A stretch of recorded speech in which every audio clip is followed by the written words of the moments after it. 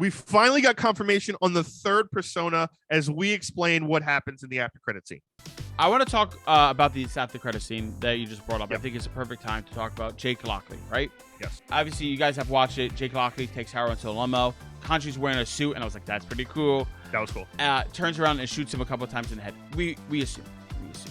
Do I think that happened? Maybe not. Soprano style, just shoots him in the back of the car. Right? Very, very cool. Jake Lockley, very sick character. Yeah. But to me, it kind of feels like Jake Lockley's character now is almost switched with Stephen Grant in the comic books in certain aspects. And what I'm focusing on is the money aspect, right? Because the car had Spector on it. It's a nice big limo and stuff like that. I feel like, what if Lockley is this hit? Like, obviously, he's the hidden personality, right? But what if Lockley has all this money and does all this crazy stuff, and he's going to be the one that's funding whatever happens in the future when they all work together? And it's obvious that Lockley has his own style completely, and he's his own personality, very separate from the other two. Does this mean we might get a third iteration of a superhero, or does he just stay visually as Moon Knight? I think we're getting a third iteration. I also think Jake Lockley is the only persona that is almost truly just what he was from the comics. Okay. Down to the costume, right? He had the black trench coat, the bowler hat. I thought it was perfect, right? He had the Kangol on. That's how we see Jake Lockley. He's kind of a nighttime private investigator. He's a taxi cab driver. He's driving a limo. I don't think he owns the limo. I just think he's driving it. Okay. I think Lockley coming in, and he has that different accent. I think we've been teased throughout the show 100%. for him.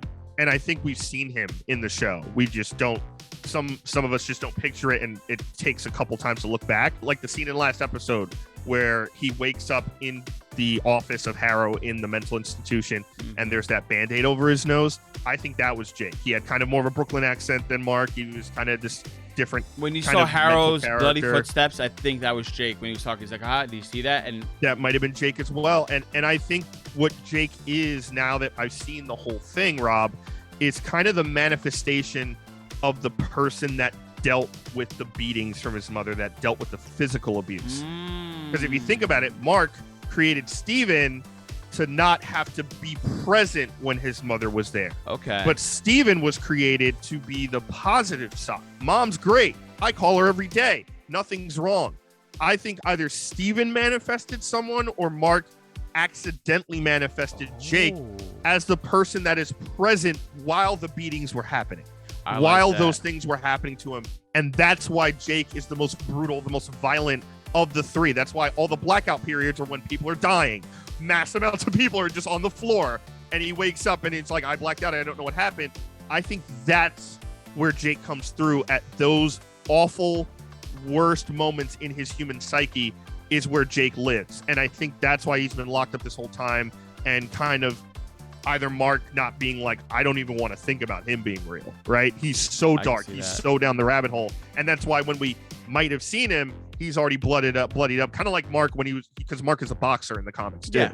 So kind of like that style of it. But yeah, I thought the after credit scene was great. I also love that Khonshu, Rob, kind of had this plan all together. Like, knew Jake was there. Like, I was never going to let him go. There's Jake. Like, he didn't even know about himself. Exactly. The one other thing I wanted to touch upon, in the comics, I talked about this other character, Hunter's Moon, that was just recently created, right? And he's the other fist of Khonshu. I could, and like he had a black suit and it's like very similar, very cool character. I could see them maybe making Jake Lockley into that, and they were like, all right, we're just gonna wrap it all to one bow, and like he's like the light side of the moon, and Jake Lockley's the dark side of the moon, and go with that whole kind of theme. I'm very curious to see what they're gonna do, and obviously, like comics and movies, they talk to each other, and one influences the other. So maybe this is a completely unique and not even inspiration from the comics, and then the comics is gonna adopt it. I don't know. I'm really excited to see it. I can't even imagine visually what he would be.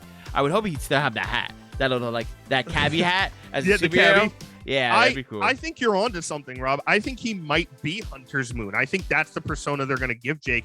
Number one, the hint is that he's all in black, right? In the comics, his hat's kind of gray. He's got like a brown leathery type jacket sometimes.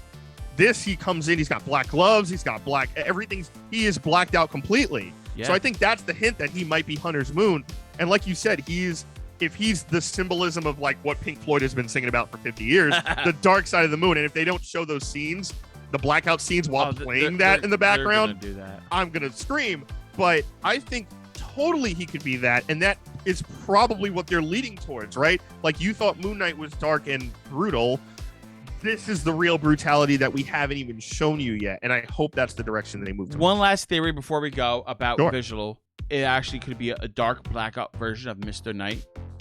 Ooh. Like it's all like a black suit, all that kind of stuff. The reason I say that, right, it fits with the cabbie style, it fits with all that kind of stuff, especially very visual and gruesome. If it's an all black version, his true thing, it makes sense because he's a dark side of the moon and Khonshu's in a white suit with him, right? Yeah. There's a reason he's in a white suit, not his typical robes, not just because he wants to look cool. Like the light and dark, the yin and yang, I can see that being a thing there. And that'd be cool thematically moving forward. And also for like special op missions, he's like, all right, we got to go in here, we got to go quiet. Like that's his specialty. Is like being invisible at night. If you're all black, that's gonna be fantastic and very easy to do. Oh, absolutely. And the Moon Knight stuff, right, guys? We told you from the comics, he wants to be in white. He wants his enemies to see him coming, right? He wants to know he's there. For this Jake Lockley persona, you could be right? He just killed someone execution style, like it was a mob movie. Yeah. He could be in a black suit. He could be a mix of the two, right? Maybe a black suit, but he has the hood. Right? Who knows? Ooh. But I could totally see him being this darker moniker, the darkest of the three, the one that eventually they only let out when it is absolutely necessary, when it's I like that. them needing their lives to be saved. Jake comes out when it's I need to save both of them and take all the pain, all the hurt from them. I think that would be an interesting take, and whether it's a season 2 or something else, I hope it's a season 2. I think this character by itself needs the longevity, and especially after the way it ended, kind of needs that revitalization of like the story elements and kind of making the story kind of fulfilled all the way around. So I think that could be the push for season 2 and hopefully Bush. Thank you guys for watching this conversation from our Moon Knight review. We hope you enjoyed it. We want to hear your thoughts and theories down in the comments below. And guys, thanks so much for watching. Give us a thumbs up, like, really helps the channel a lot. If you're new, subscribe, turn on notifications. You don't miss any more of our MCU videos or our Star Wars videos or Disney Plus videos. And if you missed anything, it's right here for you. And I'm Chris Heller. That's Rob Moran. We're the Jersey Comic Crew, and we'll see you next time.